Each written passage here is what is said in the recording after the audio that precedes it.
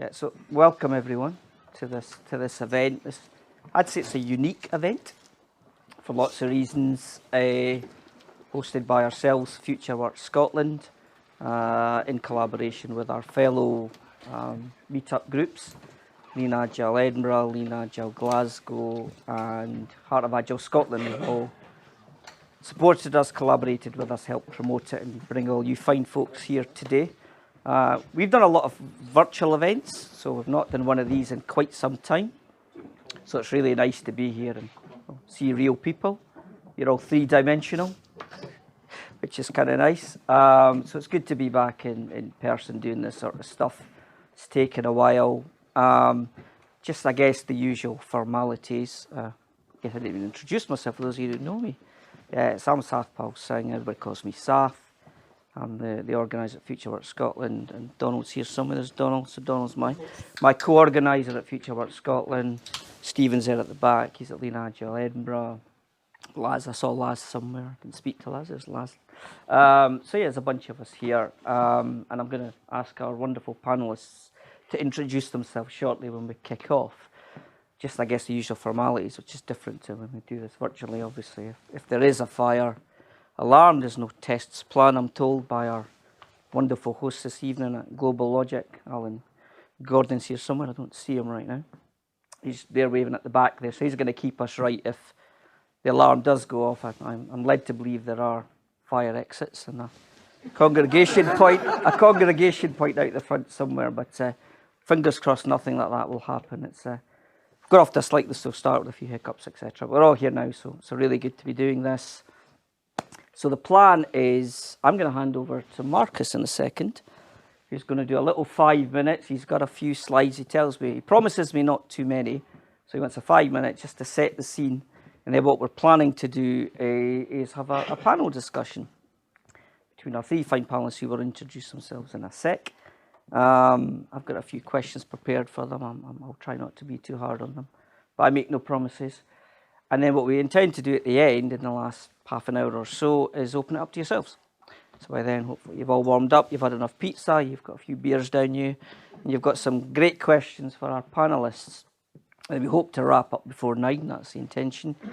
So yeah, that's the plan for the evening. Continue to help yourself to drinks and pizza as you see fit. I think at this point, I don't think I've got anything else to say in terms of intro. Marcus, you want to say a few words and kick off? Thank you. Welcome. Thank you, Seth, and thanks to the hosts, Alan, and the other Agile groups up here. Sorry, you on the mic? Can you hear me now?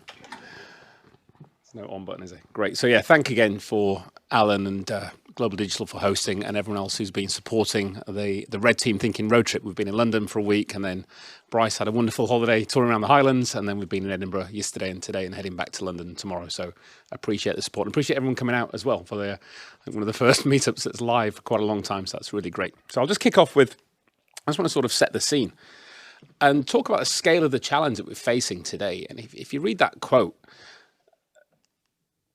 this came from Ian Conn, who's the CEO of Centrica, which is British gas utilities. And this was a quote pre-COVID. And what he was saying and realizing is that the way the world is moving now, it's moving so fast and it's so complex that individuals can't deal with this anymore. And neither can individual C-suites. And this is something that people now need to be engaged and embraced and enabled to do to support what's going on in the world, because it's moving so fast. Anybody heard of the phrase VUCA? I won't say my Yorkshire accent because people get offended, but VUCA, and you can see here what it stands for, and it comes from the late US Army War College in late 80s, 85 onwards, but it's become more of a buzzword recently in the boardrooms because it's the nature of the world we're facing into. This is the new normal. And then the H added at the end there is hyperconnectivity, because everything we now do is instantly transmissible, instantly available across the internet. Activities happening across the globe are having impacts in our families and our homes.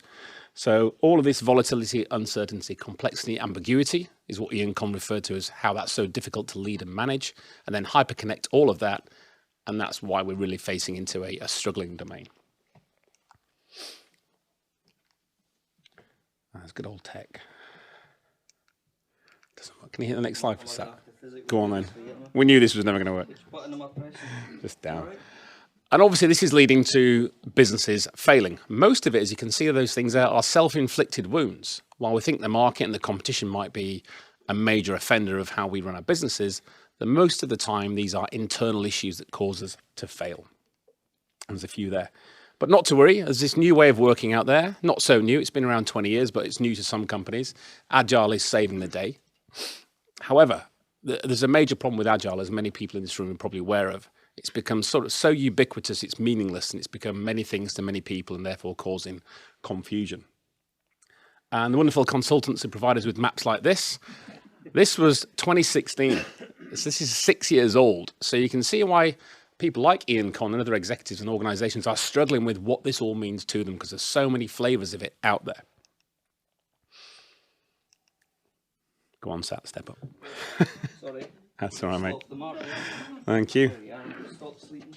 So despite what they're sold to from many of the organizations out there, Agile is not the silver bullet. It's one entity, it's one enabler of many things that we now need going forward. Thanks. And here's a real problem. All these new ways of working, and there's just a few there, but you saw many on that tube map, they don't work. And it's not that they're bad ways of working, it's not that they're ineffective, but they're being misapplied. Because these things then fail at a grand scale. Go back one. And still, 20 years on, 75 to 80% of agile transformations, digital transformations, large-scale change programs are continuing to fail. That's quite a high rate, and there's a lot of investment gone into all of those things for not a lot of ROI, return on investment. Go on, next one.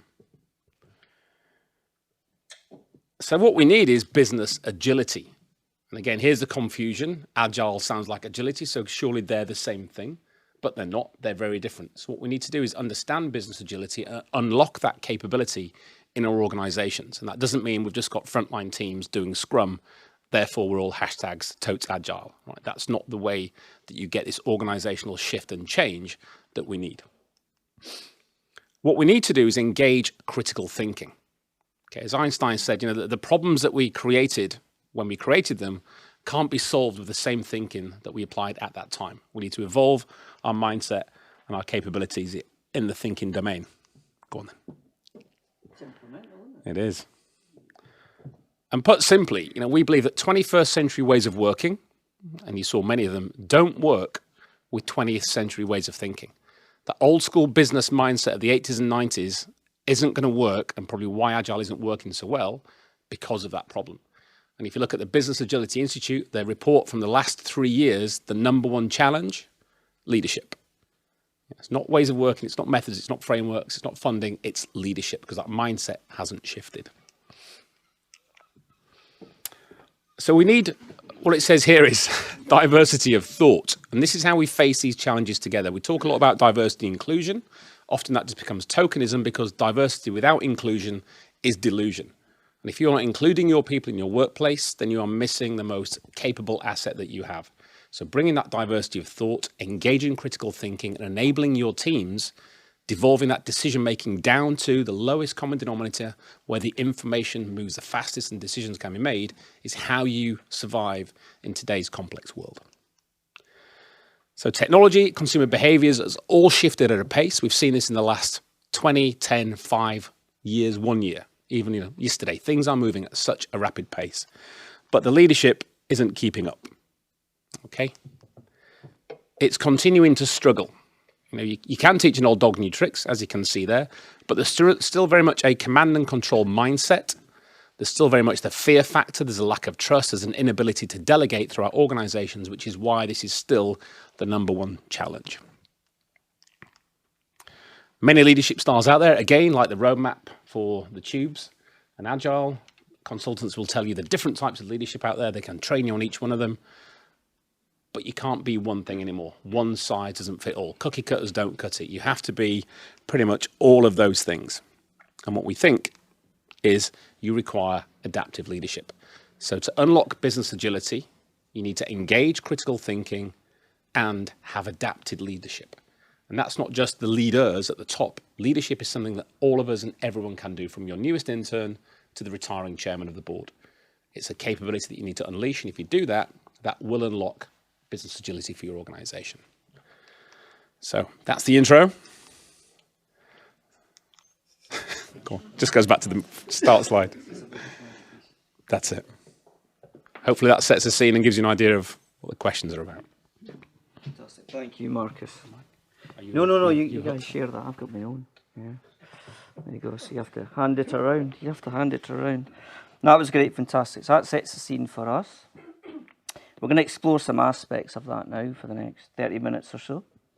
And then we're going to open up to yourself so you can ask these fine gents some questions. So I think where I'd like to start, and I think it's... Should we introduce ourselves? Yes, sorry, you haven't done that yet. No. I do apologise. It's a terrible, right? Shows you how long it's been since we've done this in person. Right, can you start wherever you want? I'm Pritam Chita. All right. There you go. We're rusty. We're a bit rusty. I'm Pritam Chita. I'm a lecturer at Edinburgh Napier University. I'm very interested in agile coaches and how they coach. I'm also interested in culture, the culture of agile. I love the T-shirt at the back there, culture eats strategy. And I'm also interested in the organisational changes that are necessary to implement agile and to move agile forward. Marcus Dimbleby, 20 plus years in the Royal Air Force, then became a consultant for my sins, then moved into agility, was head of agile at Lloyds Bank, then continuous improvement at Royal Bank of Scotland, now NatWest Group, and then I met the fine gentleman to my left about 3 years ago, and I've moved across to Red Team Thinking, where I'm the vice president and supporting Bryce in our endeavours to change people's thinking. Thank you. Hello. I am Bryce Hoffman. I'm the president of Red Team Thinking, the author of the book Red Teaming, among others, and I am eager to hear your questions and your questions. Thank you very much. You hold on to it because I'm going to start with you, Bryce, because that's very convenient. So I think to begin with, there's a lot for us to kind of unpack based on what Marcus just touched upon. And I'm sure you'll support us with a whole bunch of questions later. So I think one of the things that'd be good to start with is we talk a lot about psychological safety. Nonetheless, I'm deliberately starting here. And trust and safety within our organisations to be able to challenge and help move things forward in the right direction. And they feel like buzzwords, sadly. In this VUCA environment that we're talking about, we do have challenges around trying to create that environment of trust. And we're often going at great pace. How do we effectively feel like one team and create trust within a team? Bryce? Well, it's a really good question, and it's a very important question, because if you don't have trust in your team, then you're not going to have, if you're a leader and you don't have, if your team doesn't trust you or they don't trust each other, you're not going to know as a leader what's really going on in your organization. You're not going to hear the things that you need to hear as a leader in order to lead your organization. And if there's not trust in your organization as a member of a team, you're not going to have the confidence that you need to bring your best game every day to work, because you're not going to know for sure what the mission is if you're being set up, if somebody else has got your back. And it's very hard to have even a moderately successful team without trust. But how do you develop trust? That is the big question, particularly today when so many organizations are plagued with careerism, with internal politics, with all sorts of downward pressures that make people kind of entrench themselves in their part of the organization, to watch their back, to cover their asses, whatever term you want. And so Red Team Thinking, one of the reasons that I wrote this book and why we started developing this is to create a methodology, a practice, if you will, that fosters trust, that opens the lines of communications, that encourages transparency within an organization, encourages everyone to speak up. And if you're in a situation where people don't feel safe to do that, to use the training wheels of anonymity to make that happen. So what do I mean by that? Well, in a perfect world, we'd just be able to sit and have a frank and open conversation on our teams, right? But if you're not in a perfect world, if you don't trust your boss, if your boss doesn't trust you, if you're the boss and you don't trust your employees, whatever it is, you need training wheels. Just like when we were kids and we learned how to ride bicycles. If we had just gone tooling out of the garage on 2 wheels, we probably would have ended up in a bad way. So, at least in, where I grew up, your parents put wheels on the side of your bike so that you learned how to ride safely. We do the same thing when there isn't psychological safety by using a series of tools that are very simple and easy to use, but they use anonymized feedback so that people are able to share their things without worrying about getting blamed for saying the wrong thing. But here's the cool thing that happens when you do that. Once people start sharing openly and honestly, it's liberating. People are like, yes, now the truth is getting out. And I'll give you an example of this. I was working, one of the first major companies that I piloted these tools with was not a company, it was the Development Bank of Japan.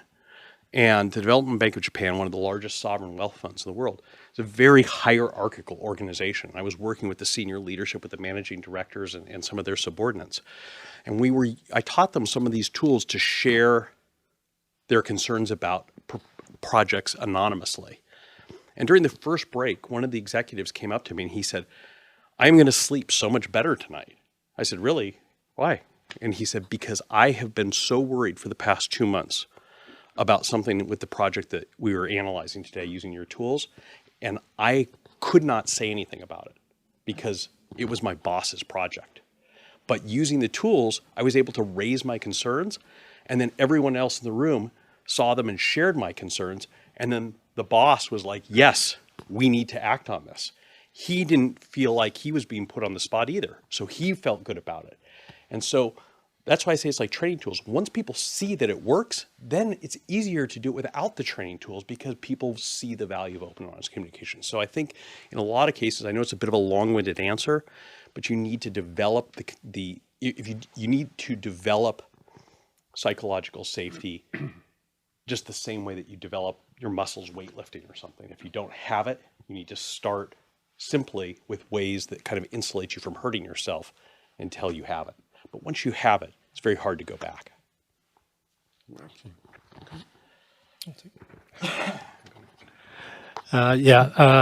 Absolutely. Trust is absolutely crucial. Many of you have come across Patrick Lencioni's the trust pyramid, so you can see from that the bottom layer is trust, upon which everything is built.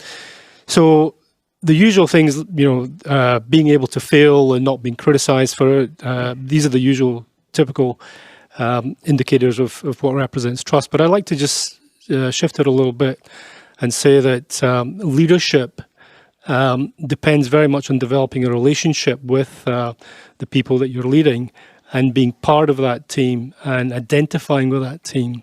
And this is prevalent in an academic text by co-authored by a guy called Steve Reicher. Has anybody heard of Steve Reicher? He's advising the Scottish Government on the COVID response. I recommend you look at his book. It's called The New Psychology of Leadership. And what he says is that in order to be effective leader, we've neglected the followers. You've got to be doing it for the people who are basically you're trying to get to do something. And he talks about leadership is actually making people want to do something, not getting them to do it, but making them want to do something. And he says that if you have to resort to incentives, if you have to resort to punishment, that's a failure of leadership. So that's the thing I would say is that one of the things I think is important. We need to look at how leaders develop relationships with their followers. And I think that engenders trust. Thank you. Yeah, I'll just sort of riff off both of those, really. So you mentioned Patrick Lencioni, which is another great book, 5 Dysfunctions of a Team, and that bottom foundation is trust. And the one above that is healthy conflict. And in the sort of day and age we live in now, everyone needs to be nice, everyone needs to be kind, and therefore we can't challenge. We can't be sharp-elbowed at work and have good discourse because, it's just frowned upon. But if you don't have that healthy challenge and discourse amongst your colleagues, amongst your peers, amongst your executives, then you're not going to be innovating. There's no creativity. And you can see organizations where mediocrity is the norm because people are like, oh, I've got an... and they don't get listened to. And there's nothing more demoralizing than that. And that's a failure of leadership. And we did a great podcast with a CSO, Chief Security Officer, called Mick Paisley recently. And he said, I'm a 57-year-old guy. So when I started work, there were no phones, no computers, things have changed. And he's got 4 generations of people working below him now. And it was great when we were talking, wasn't he? And he kept saying, my leaders and my leaders. And I was like, Mick, what do you mean my leaders? He goes, well, I'm not the leader. I have leaders working for me my job is to enable them to do this thing that they need to do. And I need to listen to them because the young guys and gals coming in at 18, 19 doing tech work, I don't know what's going on in the world. I'm employing them because they're amazing and they make us all look good. And I have to cascade that capability up. So the leader below him is leading and there's followers, but then you cascade that all the way down again. And he said he was spending between 60 and 90 minutes a day self-learning. For an executive of that age to say that that's what he's doing, that shows he's not one of these struggling, stale old leaders. He's aware of the environment. And it goes back to that healthy conflict and challenge. He brought us in to work with his teams to stimulate them to challenge him. Because they were looking at him going, oh, what do we do? And he's like, don't look at me. I have no idea. That's why I employ all of you. But none of them were getting on. They were all being too nice. And he promoted this healthy conflict, even without trust. Because as Bryce said, you can create an organization, an environment where the trust develops through challenge.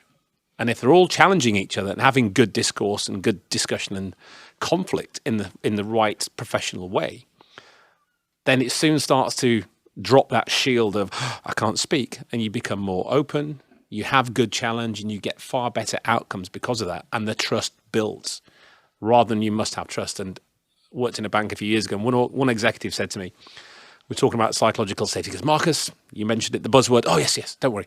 We have that here. I'm like, nice. I said, how do you know? He goes, because I told them they do. And he was dead serious.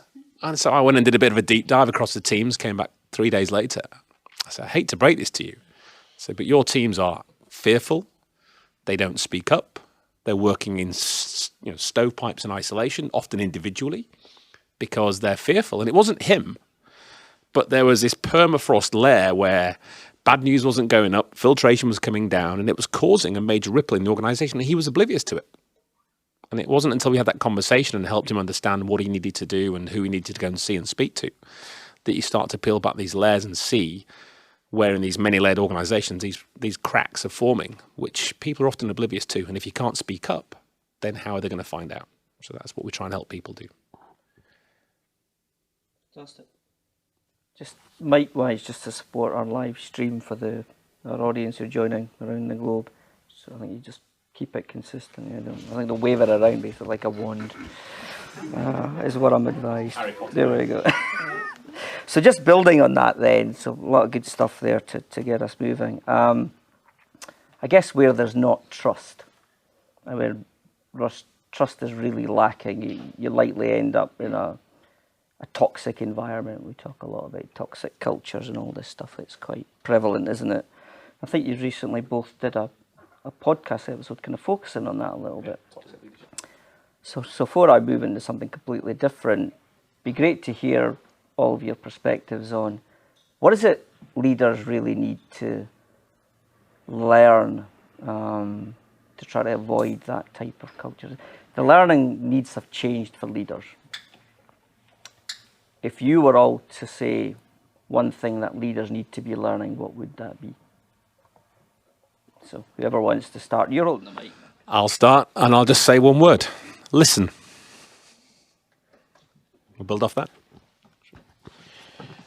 Yeah, absolutely. Listen, but I would say, to put even a finer point on it, what leaders need to learn is that listening is not a threat to your leadership. Listening is not a sign that you are a weak leader. Listening is not a sign that you are not an effective leader. Listening is a sign that you are a competent leader. Listening is a sign of a leader who is actually doing their job, which is, if you think about it, there's a story that I really think illustrates this powerfully. A Andrew Carnegie, a great Scottish American, 120 years ago, was asked. He was the greatest steel magnate of the day, the richest man in the world at one point, and he was asked by a New York newspaper man, Mr. Carnegie, what do you know about making steel that no one else in the world knows that's made you so wealthy? He said, I don't know anything about making steel. I know how to find people who are the best in their field and listen to them. That's what a real leader does. That's the sign of a confident leader, is somebody who's able to build a great team and to listen to that team, synthesize the knowledge they learn from that team, and then execute based on that knowledge. That's real leadership. But today, too often, we see leaders who think that they need to prove themselves as leaders, and that the way that they prove that they are the leader is that they come in with all the answers and they tell people, this is how it's going to be. This is what we're going to do. Real leaders understand that you need to seek understanding before you seek to be understood. You need to listen before you speak. That's a powerful leader. So I think that the biggest piece of advice that I have to leaders is to recognize that listening to your teams does not make you a weak leader. It makes you a strong leader. Yeah, I would agree with that. I'm in danger of turning into this kind of, I agree with Nick's situation. I think, absolutely agree. I would say, the phrase that, the succinct phrase is do it for the team, do it for them. And there's, they say it's all about we together doing something. So I think that focus of the team, of the leader, should be on the team, and to basically diminish the gap, or if there is a gap, is to be, to close that gap and be as close to the team as possible. Yeah, and I'll just build off that again, talking about listening. And again, Mick, who we talked about earlier, he said, I have these leaders working for me, to me, under me, whatever the hierarchical construct says. He said, but I see myself as the architect of the environment. And I thought it was just a great phrase. So as a leader, the leader over all of it, it said it's my job to create, to architect, to construct the environment for all of these people within it to grow, to learn, to flourish. And for me to listen, they have to be able to speak up. He said, when I first got and walked in there, people were like silent because of the previous experiences they'd had. They wouldn't speak up. And it took a while for that to be surfaced, but he had to architect it. This thing takes physical action. It doesn't just happen by you saying the buzzword that you've read on the business news coming that morning. You have to physically do things. You have to change behaviors to enable your people to speak up so that you can actually listen to them and actively listen. Not just, yeah, I heard you, like your mum does to you sometimes. You've got to physically, actively listen to what these people say and then take action on that. And that might just be mean empowering them to take the action themselves, or you doing something about it. But you've got to have that two-way flow of listening, talking, and enabling that as an environmental capability. Just to pick up Marcus's point on active listening, I'm just wondering if, when we're having a conversation, we're so busy trying to prepare our own answers, we're not actually listening to what the other person is saying. So I think, actually listen without thinking about what your response is going to be and what anecdote that you're going to tell. I think that's actually key, and that's a really important part of listening. So basically all I heard was listen, listen, listen. Okay. So just building on that there, you talked about architecting the right environment, Marcus. I like that. So in the context of decision making, which again we're talking about creating the right cultures, they come from the top. How can we look at creating more devolved decision making across organisations? So, we want clarity, we seek clarity, we want to build capability and create a thriving culture. What are the main blockers to helping enable that? Yeah, as a sort of Ian Conquo at the beginning stated, he can't make the decisions anymore that are needed to be made. And it's not because it's incompetent, it's not because it's a bad leader or a bad CEO, it's just because of the nature of the environment. So you have to use your capability, and that capability lies within your organization. And we jokingly call ourselves unconsultants. And we come in and say, we've got no answers. We're not going to tell you how to do things. We're not going to tell you what the problems are, because they all lie within your organization. You just have to unsurface those capabilities. And by doing so, that's how you're going to get that capability surfacing back up to you to make better decisions. And then how do you make better decisions faster is by devolving that capability. In the military, we used to call it mission command. So how does a general enable the frontline corporal on the battlefield at the fight, at the forefront, to make decisions rapidly? You can't sit there and wait for the decision to go all the way back up the chain of command via carrier pigeon and then come back down again. He's got to be making that decision as if the general is sat on his shoulder. So how do you enable that in your organization? And Sat mentioned a couple of words there. Clarity and capability. And this is a massive assumption in all organizations. And we talked about this yesterday. You go into your organization, wherever you work, ask your executives, ask yourselves, do we have clarity? I.e., do we understand two strands here? The vision, the mission, the purpose, the strategy, what we're doing, why we're doing it. Right, ask those things. And then, do we understand the situation we're facing into? When we look out the window and see the VUCA environment, what does that mean to us? What are the problems we're facing? What's the situational awareness? What's self-awareness? What's awareness of others and those around us? That's clarity. And I've yet to go in an organization who can confidently turn around and tell me we have all of that, Marcus. Number one. Number two, capability.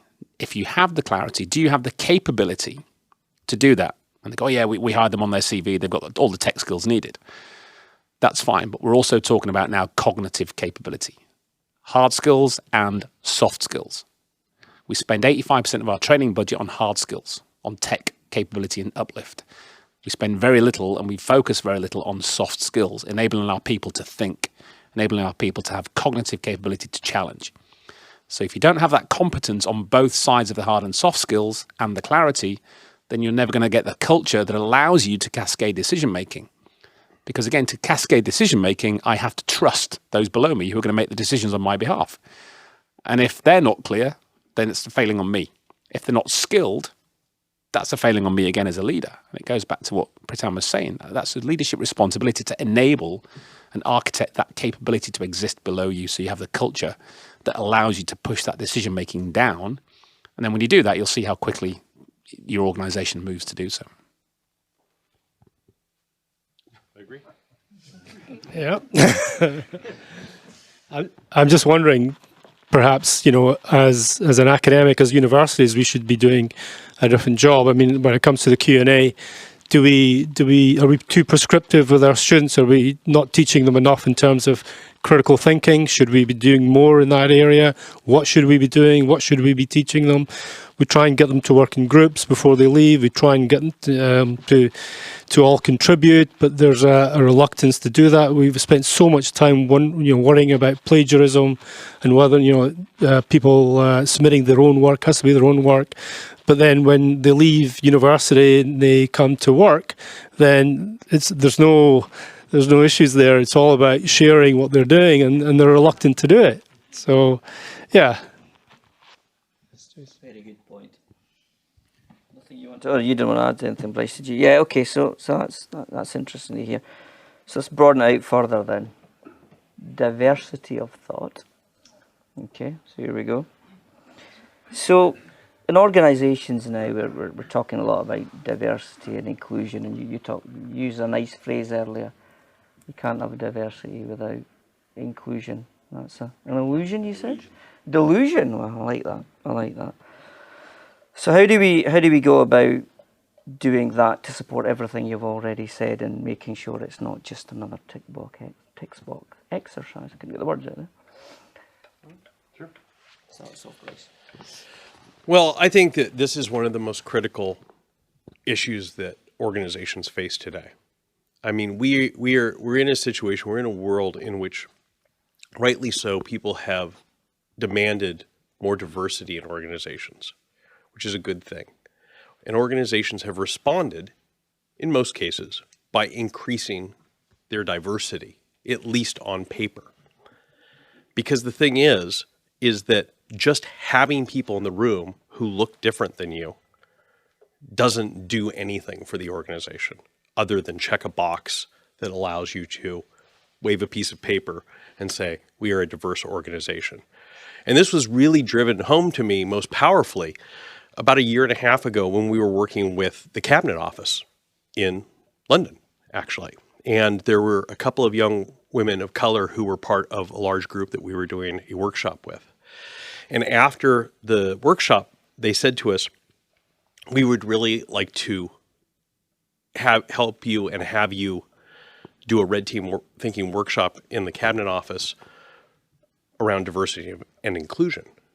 And I said, yeah, I mean, that makes that how does it relate? I mean, I think it's an important thing, but how does this relate? And they said, well, this was the first time since we've been hired that we've been heard. We were brought in to the organization because we were women of color. And ever since we were brought in, we've been sitting in the back of the room and no one's been talking to us. No one's been listening to us. No one's been asking us our opinion. And when we share our opinion, no one's been giving it any credit. But because, as I said earlier, using tools that are anonymous, that allow everybody's voice to be heard, that move from divergent thinking to convergent thinking, that separate ideas from those who share them and allow them to be independently considered, enabled these young women's voices to be heard for the first time, they said, since they were in that organization. And this is the thing, is that the whole point of diversity is to get diversity of thought. That's the power. You know, this isn't scouting. You don't get a merit badge for diversity because you checked 3 boxes. You know, we've got one of these, one of these, one of these. Therefore, we get a little shiny patch on our uniforms. No, the whole point of this is to have diversity of thought, to get people not just in the room, but get them speaking, and not just get them speaking, but get them heard, and not just get them heard, but acting on what they have to say, because their perspectives, their different perspectives are powerful. And I'll give you a powerful example of this. When I was writing my book, I was talking to, at the time, the Ministry of Defense at Shrivenham had a very good red teaming program. And Brigadier Tom Longman was leading it. And he told me, he said, we have a rule that our red team has to have an intern on it all the time. Now, let me explain something. What this red team was doing was analyzing Britain's war plans, was analyzing, everything to do with the British military. So I was surprised. There's a rule that we have to have an intern on this. Why is this? And he said, well, let me tell you why. He said, a couple of years ago, we were asked to do a red teaming analysis of the new HR policies for Her Majesty's Armed Forces. And at the very last minute before we began this exercise, one of my key team members had a medical emergency. And so we had a young woman from Yale who was part of an exchange program that we had. She was 24 years old. And we asked her to, since it wasn't a classified strategy or something, to sit in and take his place on the team. The second day of the analysis, she came in and she said, has anybody else noticed a major oversight in these policies? And they said, no, what have you found? And she said, there's nothing in here about unwed mothers. And the white 50-year-old men sitting across the table from her all looked at each other and said, should there be? And she said, well, we're at war. This was, mid-2000s when this happened. She said, we're at war, and soldiers are being deployed from the UK. Some of them are women. Some of them have children. What happens to their children when they are sent to Afghanistan or Iraq? Shouldn't there be something in here about that? And they said, oh, maybe there should. So when it came time to outbrief the results of this analysis to the senior leadership of the Ministry of Defense, this was one of their key recommendations, is we need to address the issue of what happens to the children of women who don't have anyone else to care for their children if they're deployed. And as they were giving this outbriefing, apparently a white-haired admiral whose hair matched his uniform said, are there any unwed mothers in Her Majesty's Armed Forces? And they said, well, actually, sir, here's how many there are. And there is actually would turn out to be a few thousand. And he was shocked to learn this. But, they said, shocked though you may be, it's something we need to deal with. And they said that really opened their eyes to the fact that in a million years, no one else on that team would have seen that as an omission. Now think about that in business too. That type of thing happens in business all the time too. So if you just have people in the room but aren't listening to them, you're not going to get that insight. So that's why everything we do is designed to A, make sure everybody's voice is heard, B, make sure everybody's ideas is considered separate from who's sharing the ideas, and 3, to move from divergent thinking to convergent thinking so the team as a whole can converge on the best idea. Because there's a famous Japanese proverb I love, which is that none of us is as smart as all of us. And the problem with that, though, is the best idea can't win if no one ever hears it. Wow. Great story. Yeah, just building on that diversity of thought, we went out to NATO headquarters to do some military support planning just before Christmas, myself and Ellie Cloak, who's our D&I practice lead. And obviously with the build-up to Ukraine, we were going to actually help them do some red teaming of the plans and whatnot. And we got there and there was a team of 18 in the room, all your sort of hairy-butted warriors of old and colonels and lieutenant colonels with Afghanistan stripes, Iraq stripes and even longer. And we got there and said, okay, where's the team? Well, this is it. Where's the rest of the team? There must be more people. Well, here's our full team, but we don't need those in here. Why not? Bring them all in. And they wheeled in a couple of young sergeants. They're wielding a young 21-year-old lady who was an intern from the local Portuguese college. And they wheeled in a young junior captain, a Portuguese female who just arrived that week. She'd been on site a day longer than we had. And we said, right, this will do. They're like, what? Bring them all in. We're going to use all these people all week. And we spent all week going through all the different tools and techniques. And they were out briefing the Admiral, 2-star Admiral on Friday morning. And we went through all the different tools, all the scenarios, came out with 10 recommendations to what they were going to have to do to this plan. And the Admiral came in Friday morning with all these big, pale old men. And he sat them down, and good on the colonel who was leading this, he stood up and said, sir, before I start, these 10 things we're talking about, I have to tell you that 5 of them came out of, ladies stand up, and he turned, and the Admiral turned around, these two young ladies stood up and said, these 2 ladies came out with half of this planning. The Admiral was like, really? And he just said, how did that happen? And this young captain stepped forward and said, sir, if I'd not had these tools this week, I would not have said a word. Because of that safety in the room that didn't exist initially, and also that underconfidence that surely everyone in the room knows more than I do. What do I know? I've only been here a day, and she's just come across the road from the university. What do we know about war fighting? But they brought such a different perspective that even if they didn't have the answer, their challenge triggered a different way of thinking of the seniors to look at things from a different perspective. And as Bryce, none of us were smart as of all of us. Collectively, they came up with a far better outcome with a hybrid version. And the Admiral just said, right, in future, this is what happens. Everybody comes in the room, you don't need meat, and you use these tools and techniques, and we use everybody. And that organisation has now been absolutely fine. It's like the #1 headquarters across NATO at the moment with the way they're performing and being recognised for that. And it's not hard to do. Cheers. I think these tools and techniques are really good for getting diversity of opinion.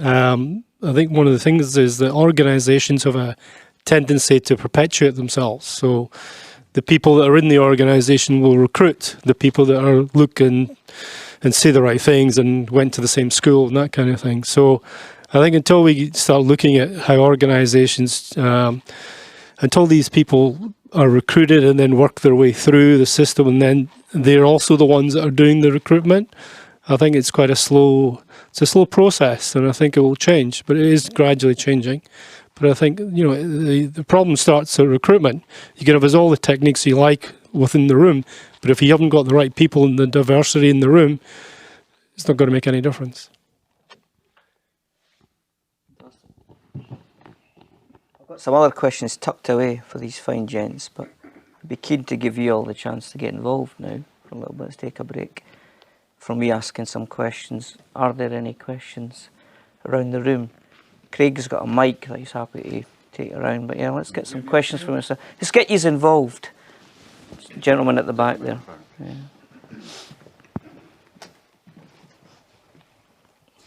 Hi there, that was fantastic to hear from you, very interesting. Just picking up on your last point there, and keen to hear from the panel and anyone else in the room. how do we evolve the recruitment part of growing an organisation so that we get that diversity into the room sooner?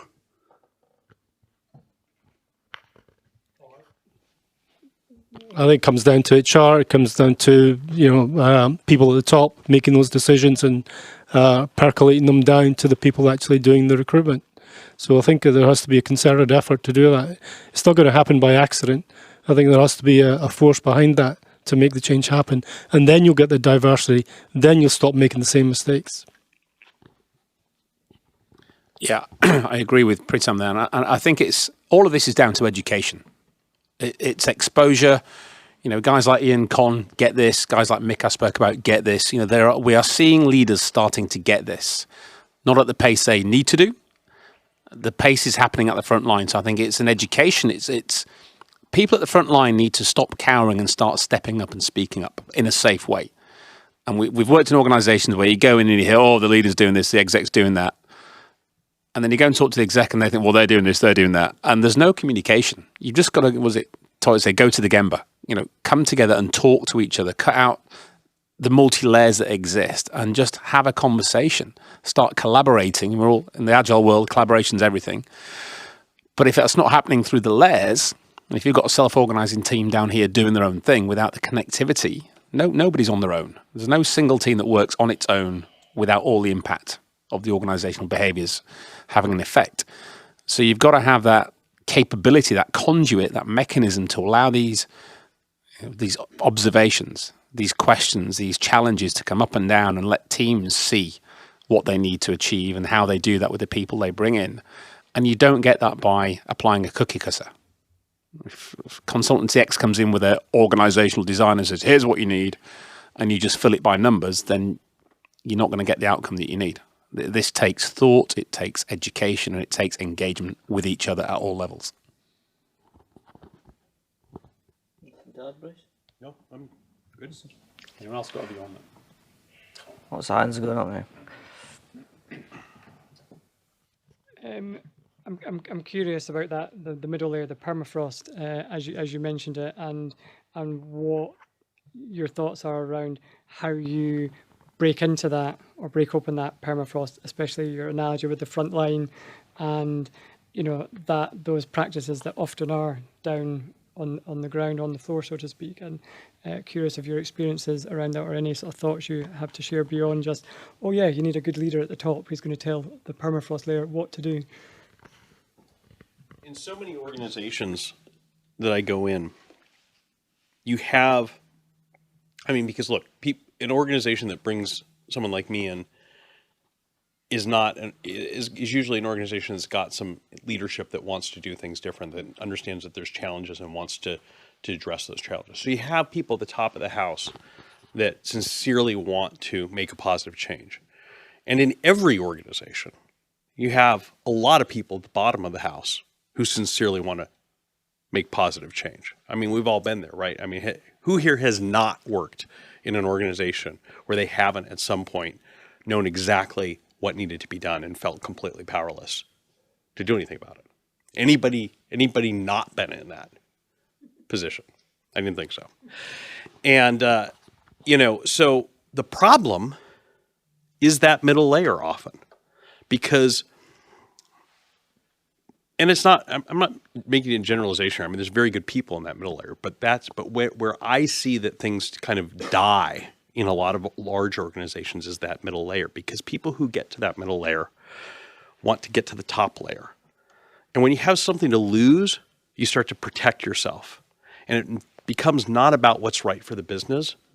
It becomes not what's right for the team. It becomes, what do I need to do to cover my own hindquarters and to make sure that I get to the next rung of the ladder? And so the way that you cut through that, I think there's a couple of ways. One is the distributed decision-making that we were talking about before. If you push decision-making to the lowest echelon possible in an organization, and if you have senior leadership that encourages that and enables that and helps cultivate that ability, it kind of puts the people in that middle who don't want to be part of the solution in an awkward position. Because if they're just worrying about protecting themselves now, they're going to be outed by that, because the people above them and the people below them are going to be making decisions, acting, trying to advance the organization. So that's one way. The other way is that educate them. Incentivize them to be part of the solution instead of part of the problem. Incentivize them to engage with their teams. So that, I've seen this work really effectively in some organizations where individual middle-level management is held, their bonuses are based in part by the scores they get from their direct reports. How engaged are those employees? How much do those employees feel like they're listened to and heard? And so you can do things like that, but it's really critical, particularly when you're dealing with a large organization. Because when you're dealing with a company or a government agency where you're dealing with 50, 100, 200, 300, 400, 500,000 employees, that middle layer is going to be where you succeed or fail in most cases. It's not going to be the frontline workers that cause you to fail. It may be the senior leadership that causes you to fail, but it's often going to be stymied by that middle layer. So you incentivize them, you educate them, and you challenge them by going beyond them and enabling people beyond, at every level of the organization, to be active decision makers. Yeah, just to build on that, I think slide I mentioned earlier where you have fear. I think the fear sits most at that level. More often than not, as Bryce said, most people have the most to lose there and the least opportunity to move on without a big step. You're probably at the most stable in your position in life with the most financial commitments and families, etc. at that level. So there's a lot at stake. And you're understanding and trying to learn how to play the landscape above while managing that around you and below. And obviously, it's a race with your peers. And instead of working together, it's often working against each other to get up that bell curve that we know exists. And I think we see a lot of risk aversion. And in a VUCA world, if you're risk averse, you're creating risk because you can't be risk averse. You have to, lean into risk. What was it? Someone said in London, lean into the suck was the last panelist they had. And he said, it sucks. Like, this sucks. This stuff is hard. What's going on outside today, every day, it's hard. And if you shy away from that, if you cower and try and, maintain the status quo, if you batten down the hatches, and we did a podcast with Alan Mullally, CEO of Ford and Boeing recently, said, if you do that, you're dead. You're a dead man walking, dead woman walking. In this day and age, if you think you're staying stationary and safe, you're not, because everything's going to move so fast ahead of you. When you come out, you'll be obsolete.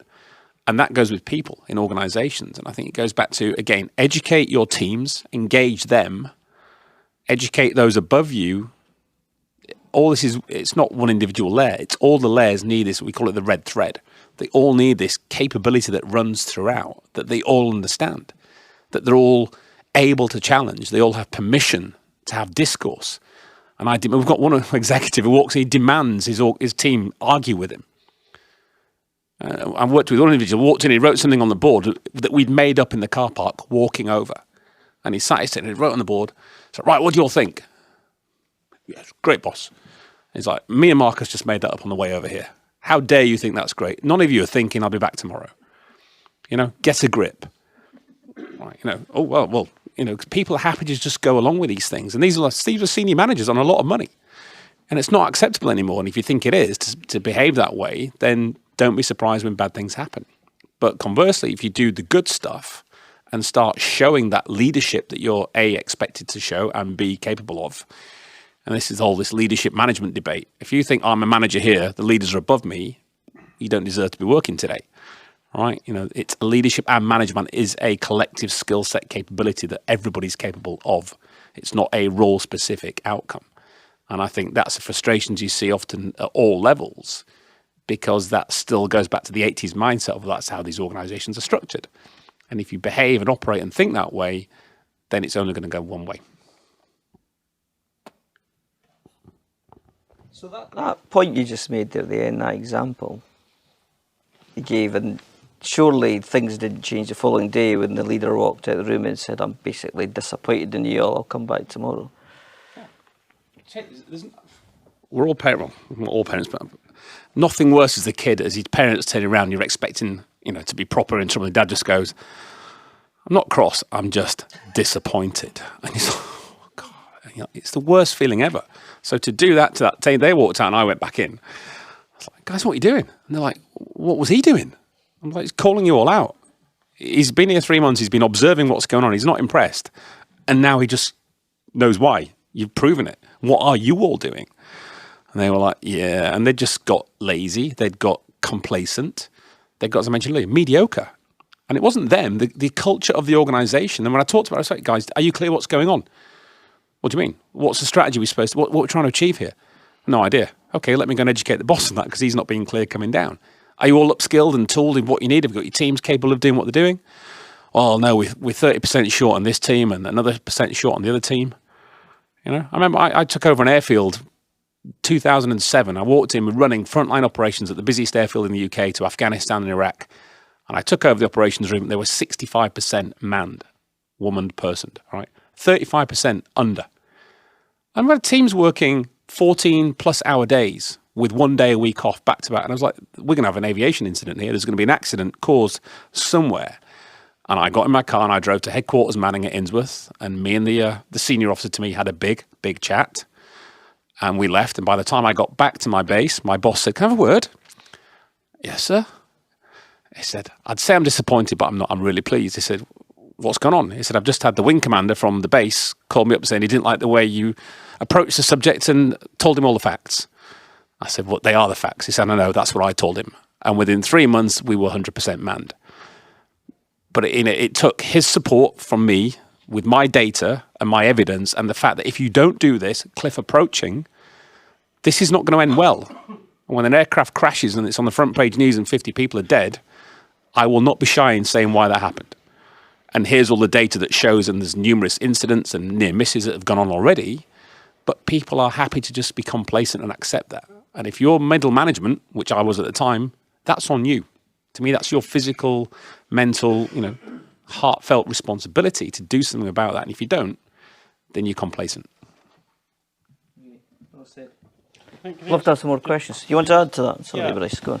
I just want to go back to what you said, which is that, you said surely they didn't just change the next day. But it's amazing how quickly people can change if they're given permission to change. I go back to what I said. I think most of us, if our bosses walked in and made it clear that they really wanted to hear what we had to say and sat and listened to it, we would welcome that. And we come in the next day wanting to share more with them. I mean, if it was sincere and it was, it's a trap. No, it's not a trap. I see this all the time. I mean, I was working one of the first big multinational corporations that I worked with after I wrote my last book, Red Teaming, was brought in by the CEO. And I'd given him an advanced copy of the book, and he'd read it, and he said, right, I want to make this part of our strategic planning and decision-making process. He said, I need you to get to our headquarters in 4 weeks. And I said, well, let me check my schedule. He said, no. He said, you need to get there in 4 weeks. He said, because I have my 300 senior leaders from around the world coming in for our annual meeting. I want to introduce this to them there with you sitting next to me on this. We were actually sitting in chairs just like this. He said, I want to do a fireside chat with you. He said, we're going to get up on the stage. It's going to be the two of us. We're going to explain what red team thinking is. We're going to explain how it works. We're going to give them a little taste of it. And this is how we're going to launch it. So we played a little game with his 300 senior executives before I even explained how the program was going to work. It's called Lies We Tell Ourselves. It's a simple little game we've developed. And it goes like this. I explain that in every organization in the world has a series of comforting lies that it tells itself to protect itself from the hard truths that it doesn't want to deal with. And, it's unfortunate because it's the lies we tell ourselves that hold us back. And so if you want to move forward, you need to dispel this fog of BS that exists in the organization, shine a light on those hard truths that it's been created to shield you from, and address them. And so he had a foam football with a microphone in it. He said, I'm going to throw, Bryce just explained this. He says, I'm going to throw this out into the audience. Whoever catches it has to say what is one of the lies we tell ourselves. And he threw it out. The first executive who caught it, he gave an answer that was the equivalent of, what is your worst trait? It's I work too hard, CEO said, no, that's BS. He says, I'm serious. I want people to be honest. He said, throw that back to me. He threw it to one of his C-suite members. He says, if you don't answer this honestly, he says, you and I are going to be talking. And the guy said, our customers come first. There was dead silence in that room. 300 senior executives. You have to understand, this company's television ads literally said, our customers come first. And the CEO was sitting next to me, sat, looked up the ceiling, and he said, yeah, that's complete bullshit. And when he said that, the whole room just erupted in laughter. And then for the next 15, 20 minutes, they had a really robust conversation about if that's not true, because it isn't true. They're publicly traded companies. Our shareholders come first. So the question is, what's the right balance then? And how do we address this? Should we stop even saying it, And then when that was done, he threw it at somebody else, and somebody else said something that I'm not going to say because it would be a little bit too specific about this company. And same thing. It was like cathartic. It led to another 20-minute discussion about something core to the belief of this company that turned out not to be true. And then we broke for lunch. And I went to lunch and I just sat down at a table and one of the vice presidents of the company came in and asked if he could sit next to me. And he said, look, I'm really interested to hear what you're going to say in the afternoon about what this is and how it works. He said, but I want to tell you right now, he said, you've already changed the culture of this company. I said, I don't think so. I mean, we just played a little game. He said, no. He said, I can tell you about the conversations I've had in the past 15 minutes walking over to this table here. He said, because all of us in this room have things that we've been wanting to share about what's going wrong in the company, what could be done better. And everybody has been holding back for years. And that little game that we just played there just gave everybody permission to speak up. So I saw him 2 years later after I'd been doing a bunch of programs in the company, and I said, were you right? Did it really change that? And he said, no, seriously, he did. He said, when I left that day, I went and played that game with my team. And I challenged my team to tell me what are the lies we tell ourselves in our part of the company. And I told them, I just played this with the CEO. And I told them what the answers were. And they were shocked. So then they told me the hard truths in our organization. And he said, to this day, I get feedback from my team just by doing that one exercise that I would never have gotten before this. So I don't want to minimize how hard it can be, but it can also be surprisingly easy if it comes from the top. Yeah. But after this one, could I please get some questions from women for balance? So it's very interesting.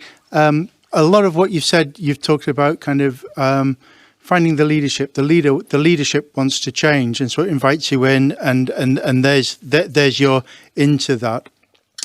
Of course, there's plenty of leaders out there that maybe need to change, but don't know they need to change, and so they're not going to invite you in.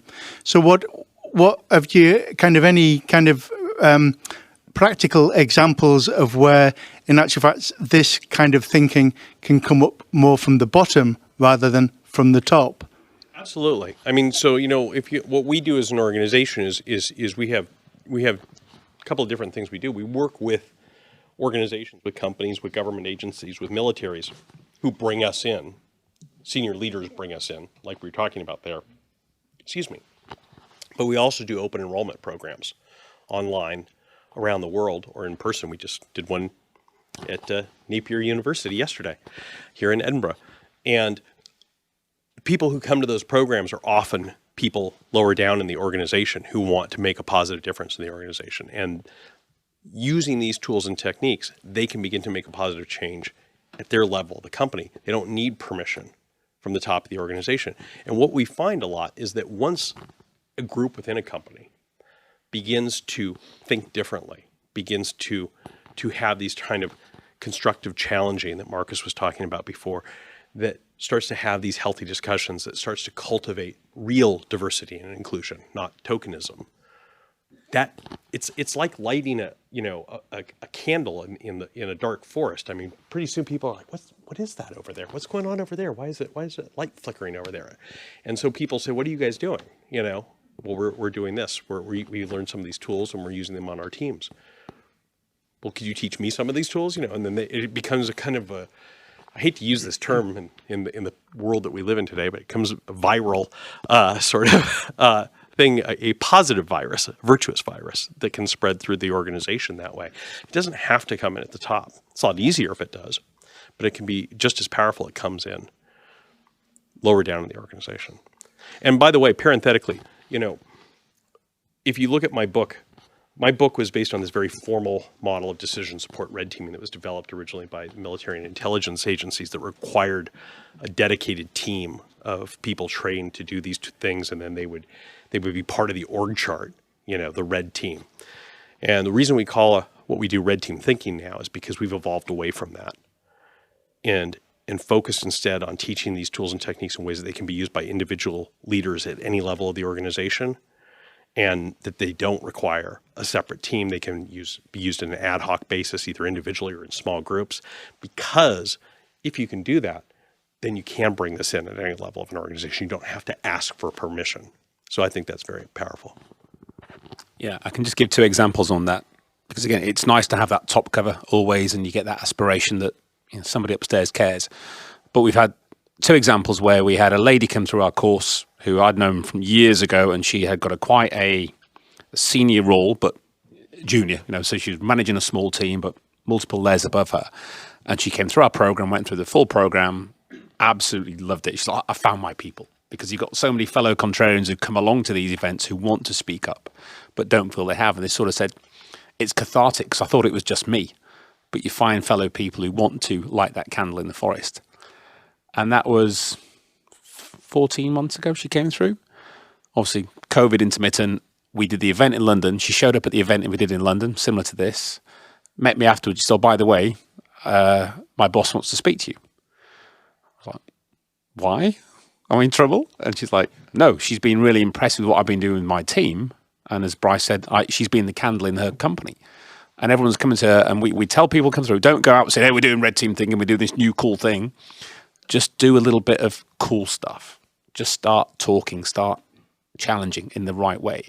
And people will come. And her boss is like, hey, how come you're doing this? You're delivering great stuff all the time. So eventually when she got the boss's confidence, she told her. And we've got a conversation with her next Monday, because she wants to enable all the other teams to be like that. And then we finished a program with the Canadian Revenue Agency, their tax department. And again, there was an ex-military guy in there running a small team. He'd been tasked with setting up a fraud and security department for the whole of the Canadian Revenue Agency. Junior guy in the organisation, but an ex-senior military guy. So he brought us in. We did a full program. And I just want to get what was said last week. So when we finished, we did the full champions program for them. So 12 modules over 6 days, but spread out over 4 weeks. And then after 2 months, we go back in and we say, right, how have things been going? What's been going on? How are you feeling about this? And when they do that, they came back and they said, we're struggling still with the leadership. They're seeing what we're doing. We've red teamed a few plans. They didn't like it because it's quite, they don't want their thing being called ugly when it's their baby. They said, but when we've done this, I said, how are you feeling? And they said, we feel empowered, enabled, challenged, great, happy, collegiate, and champions. And they said, if we can make the whole organization feel like that, then the organization would take care of itself. And that was just one team. But again, they were seeing other team members coming to them and asking them to go along to sit in meetings and go, that stuff you did last time, can you just come along and sit in our meeting and ask those questions you did? Well, yeah, sure, but I'll come and teach your teams how to do that. We taught this with Pritam yesterday at Napier.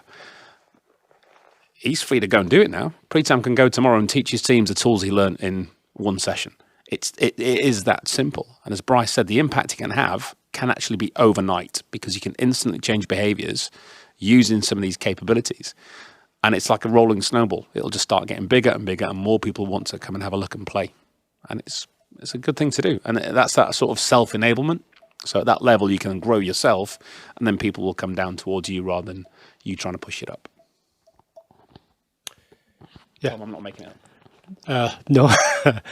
I think you have to be receptive to change. And I think, coming at it from an agile perspective, we were never really keen on planning, weren't we? We were kind of just want to get on and do it. But I think, recently I was looking at Agile 2.0. I don't know if any of you have looked at that. There's a lot more emphasis on planning there. And of course, with large-scale Agile, there's obviously your PI plannings and all the rest and all the other elements that go with it. So planning hasn't disappeared. And I think, if you look at these techniques, they are very, very useful. They involve a lot of critical thought. There are a lot of challenging assumptions. And I think that's always useful. And I think the tools that they provide are actually quite useful in helping you do that. I think, there's a mathematician, George Box, that said, all models are wrong, some are useful. And I think you have to use your head. You have to actually appraise them. You can't dismiss these things, but you have to basically pick the elements that work for you and make them work for you and apply them. So I think, suck it and see, give it a go. They are very useful in terms of simply, stopping the obvious things getting done when really, you should actually be looking at something totally different. Before I go back to the audience for another question, so from your experiences on this boot camp then, is there anything that jumps out at you that you want to do straight away? What's the thing that you want to be applying tomorrow? Critical thinking is the main thing, really. It's to challenge things. Is to in Agile we have a saying, fail fast. It's the fastest way to find out that you're failing. You haven't even done something. I mean, Agile itself is a fairly limiting approach, isn't it? You can only deliver a sprint, and then you think, oh, that's not good. I have to do something differently. So this should it actually prevent you from even delivering the sprint.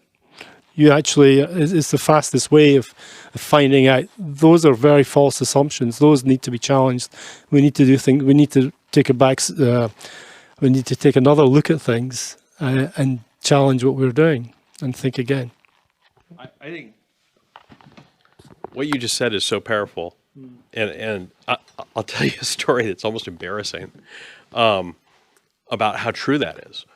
I was working with a large corporation, and we'd done several programs with them.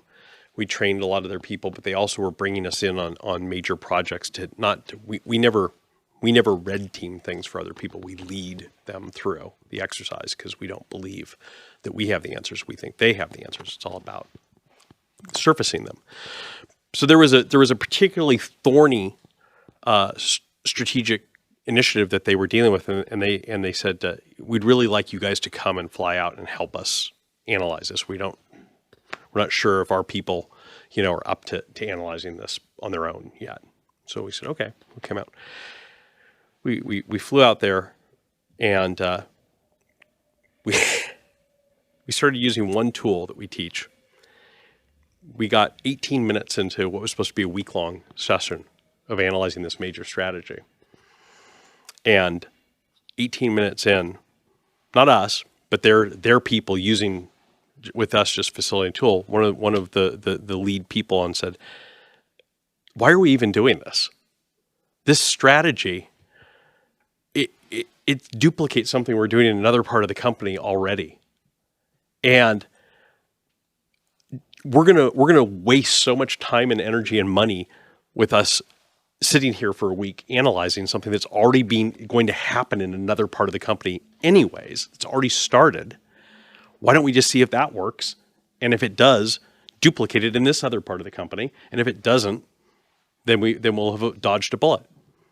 And I said, well, why don't we call, the executive vice president who asked us to do this and see what they thought. They came down. We took a break for an hour. They came down, heard out the team. 5 minutes. He said, right, okay, well, thanks for coming, guys, But I mean, that's the thing, is to your point, you don't need to go through this whole exercise all the time. Sometimes it just yields such obvious things. It just saves yourself from doing the whole sprint in the first place.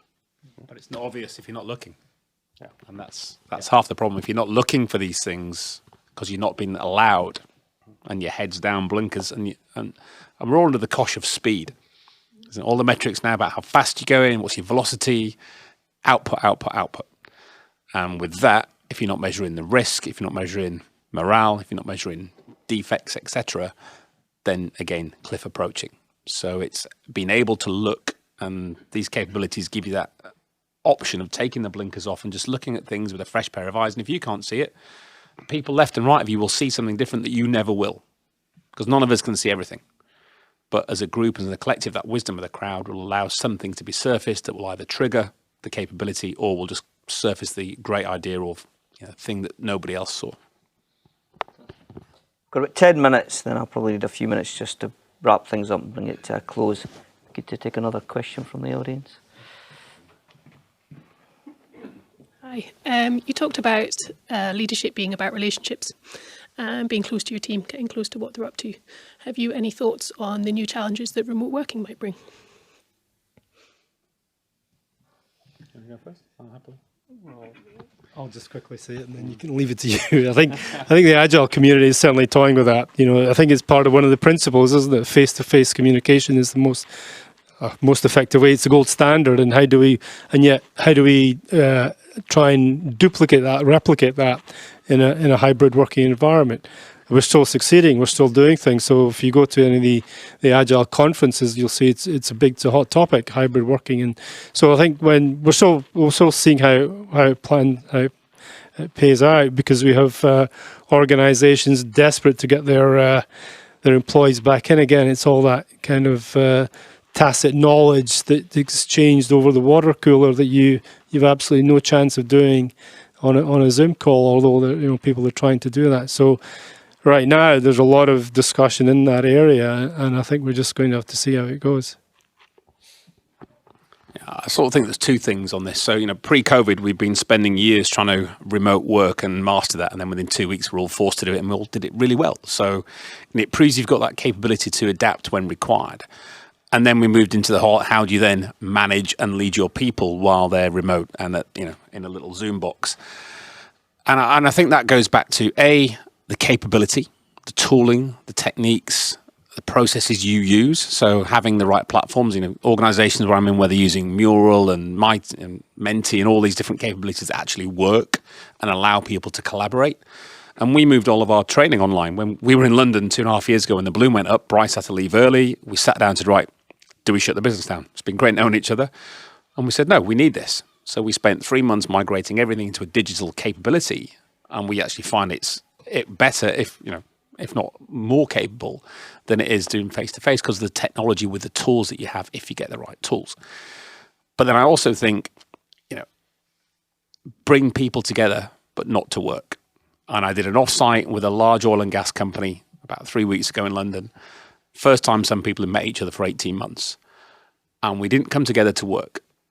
They just came together to be together, to socialise, to talk about what your dog's called, what your favourite drink is. Are you going to see Maverick this weekend? And it just spent a whole day there. And at the end of the day, someone stood up and said, this was absolute gold.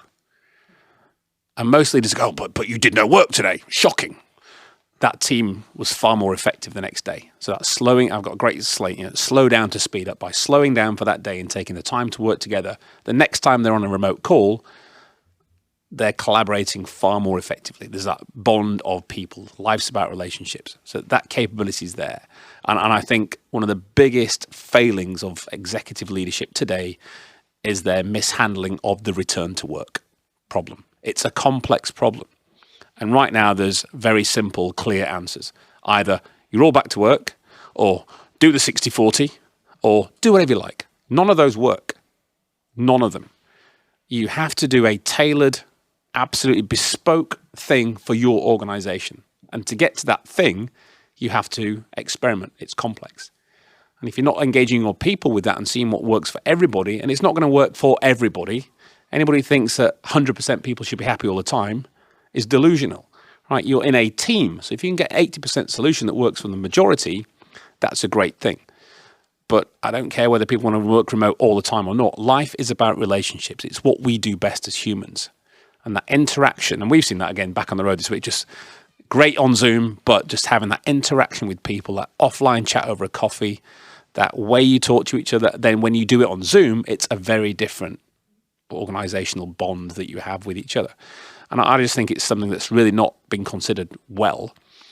And then also where they have mandated, again, back to the big oil and gas place, they've not upgraded. So for 2 years, they've done nothing. Everybody get back to work. What have we got now? We've built a call center because some people come into work, some don't. The briefing rooms aren't capable. Everyone's got better tech at home. So you've got people now sat at their desks, 10 in a row, having one-to-one Zooms with their colleagues who are elsewhere who didn't come in. And it's a racket. They're like, will you be quiet, Pritam? Shut up, Bryce. I can't hear. What do you shut up? I'm like, how is this effective? And their work is going, do, do, do. And the people are tense and then people just don't come in. And then the boss, well, I told you all to come in. And it's this vicious circle, and you can see it going down, and nobody's just stopping and going, right, what's this about?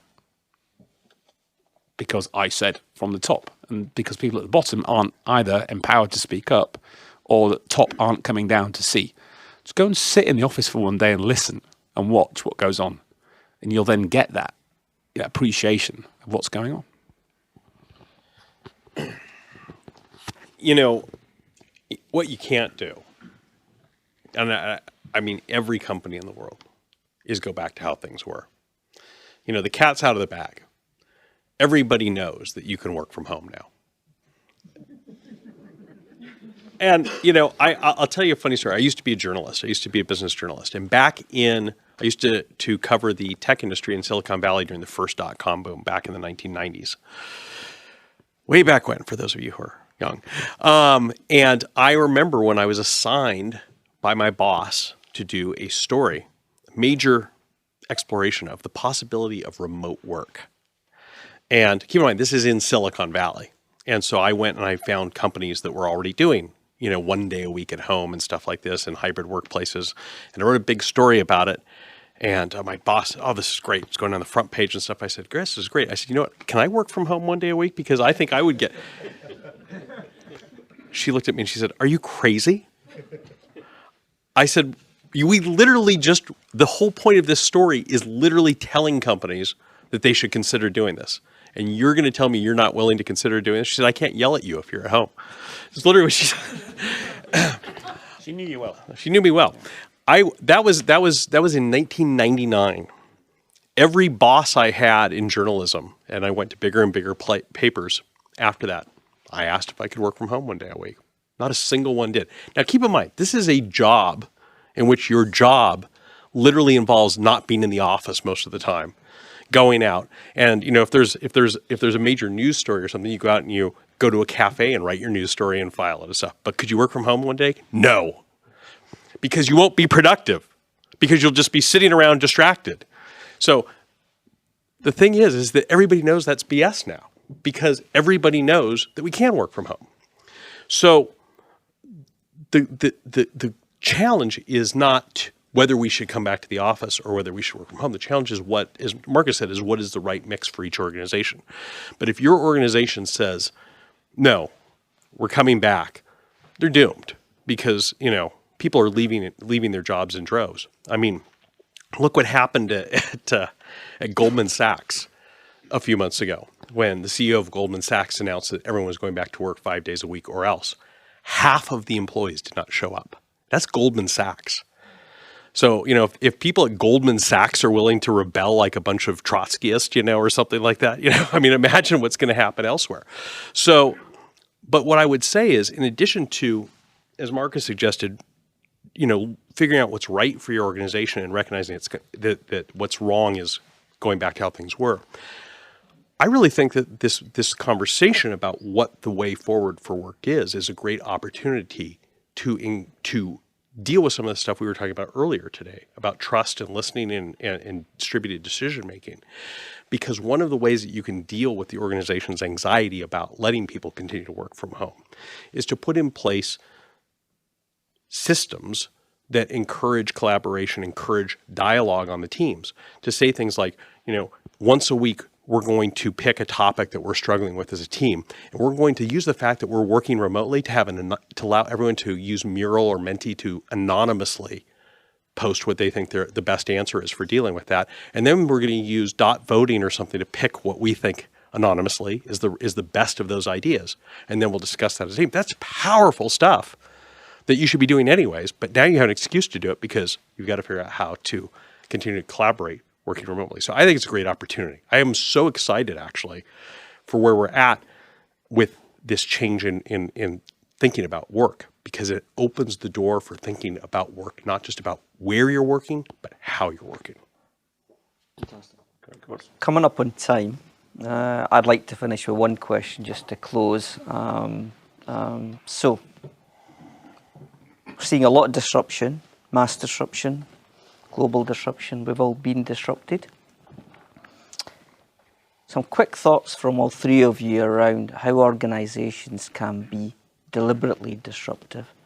What does that look like, and what would you recommend that they all do as succinctly as you can? Quick one, pre-mortem. Dr. Gary Klein created this 30 years ago. Fail. Write the headline that you're going to read tomorrow morning that states your organisation has failed spectacularly. How did that happen? And then work backwards and engage all of your people in that, and they'll come up with a list of all the reasons, all the things that could cause that to happen, and then work out how you make sure those things don't happen. And it's fun, it's scary, and people say, Marcus, I don't want to do that because it's negative, failure, we don't want that. It's painful doing a pre-mortem. I said, try doing a post-mortem. Yeah. So that would be my advice. Pre-mortem. I think one of the things would be to challenge everything. Ask yourself, are you in the right business? Look at opportunities to the side, downstream, upstream. I remember a few years ago, 15 years ago, going to Finland, and we were doing some work for a company, and I went to the washrooms, and in the washrooms, a paper towel dispenser, and stamped on that paper towel dispenser was Nokia.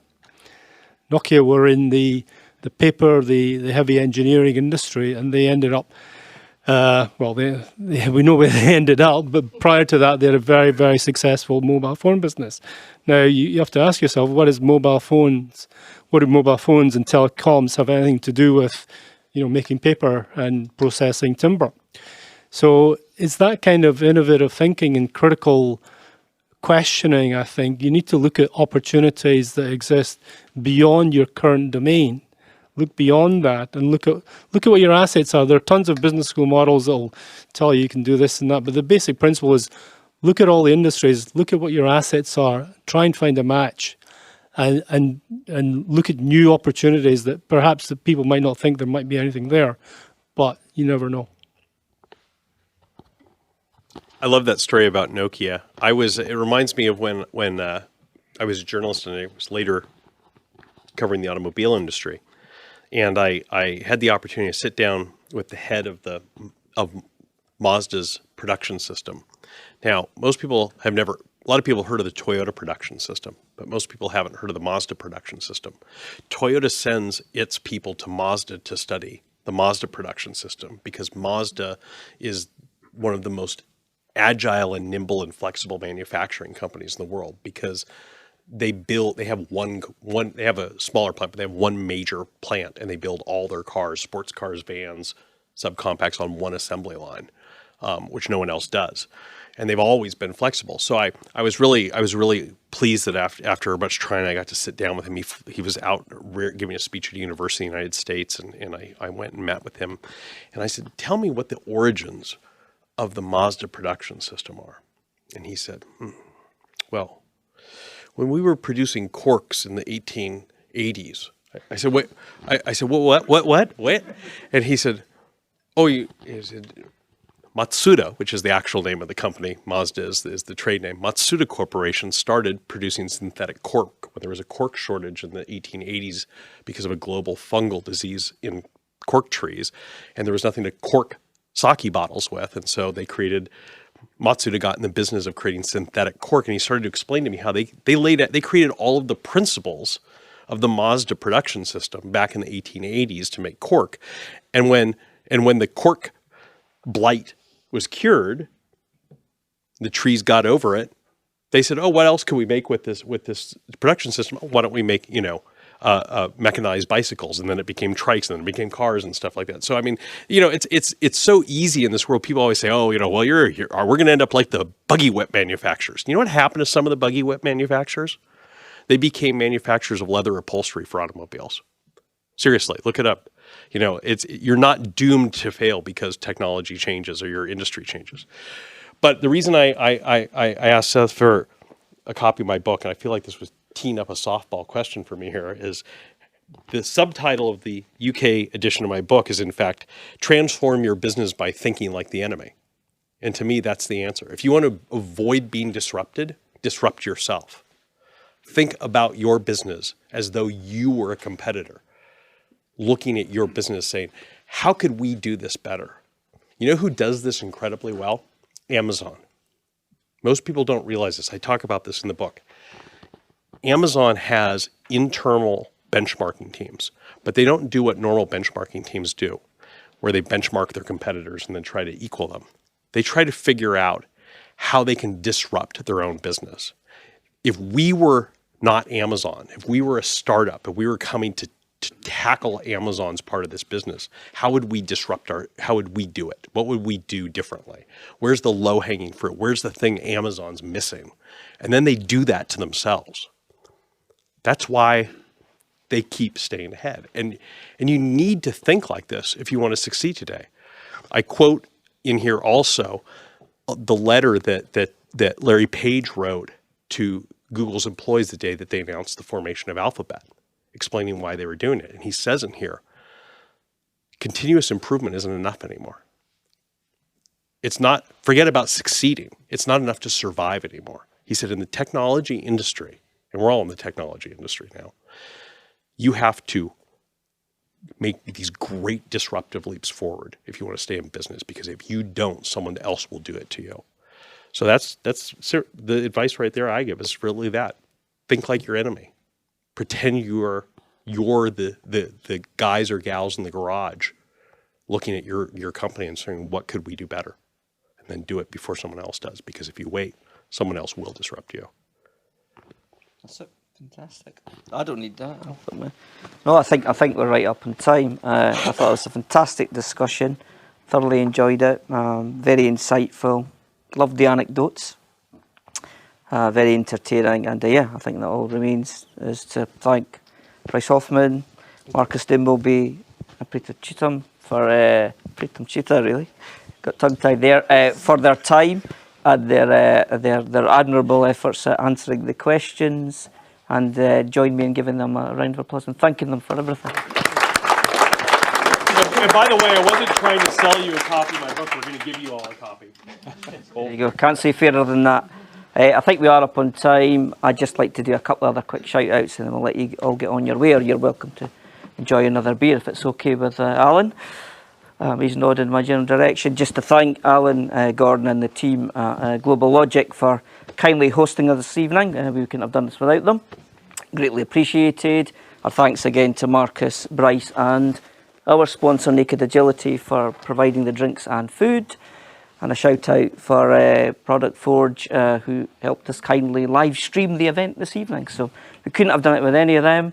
And last but not least, your good selves for joining us this evening and participating and giving up your time and making it feel amazing, because this is the first in-person event Future Work Scotland have certainly done in 2.5 years, and I've thoroughly enjoyed myself. So thank you all for making it a great experience.